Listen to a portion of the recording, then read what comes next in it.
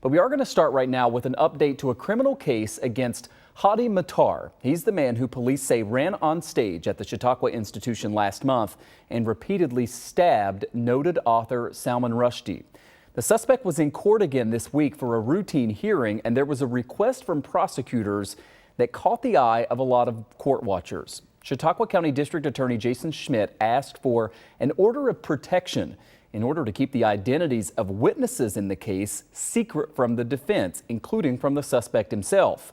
Now, that includes witnesses who were just in the audience to hear Rushdie talk. He has had a bounty on his head for years from the Iranian government. The DA is concerned that if the names of witnesses and people who attended that got out, they could also become targets for extremists. The defense argued that there's no evidence connecting Matar to Iran or any evidence of threats to witnesses. We asked 2 On Your Side legal analyst and local defense attorney Barry Covert if this type of request is normal. This is not unheard of. It is a bit unusual, and my understanding is that the district attorney has not set forth any particularized need in this case for why he doesn't want the witnesses' names disclosed.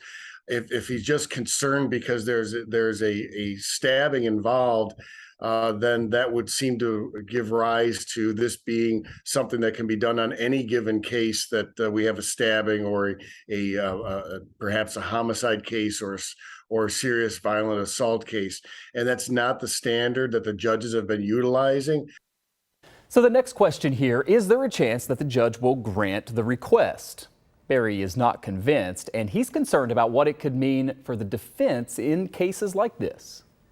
Because it would deter the defense in trying to build their defense, not knowing who the witnesses are, not getting a copy of the witness statements, all of which you're entitled to now under the Bail Reform Act for the last 2 years, roughly.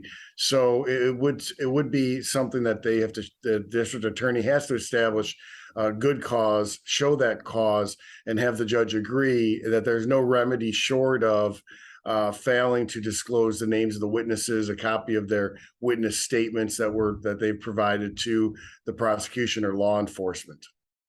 Judge David Foley is expected to rule on the order of protection request tomorrow, as well as the DA's request for an extra 70 days in order to go over more than 30,000 pieces of evidence.